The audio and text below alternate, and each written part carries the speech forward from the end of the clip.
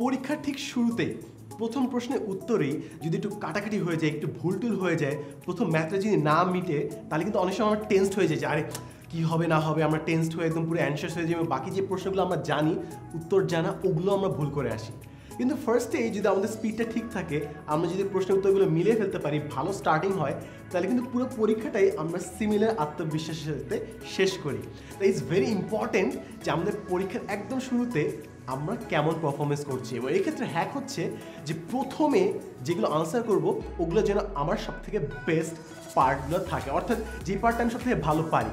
For example, আইবিতে যখন পরীক্ষা দিচ্ছিলাম একদম ফার্স্টে আমি ইংলিশ আনসার দিচ্ছিলাম, কারণ ইংলিশ অনেক ইজি ছিল আমার জন্য এবং সবথেকে দ্রুত আমি শেষ করতে পারতাম।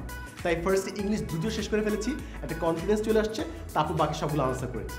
বুয়েটের এক্সামের সময় থাকে হচ্ছে কেমিস্ট্রি, ফিজিক্স আর ম্যাথ।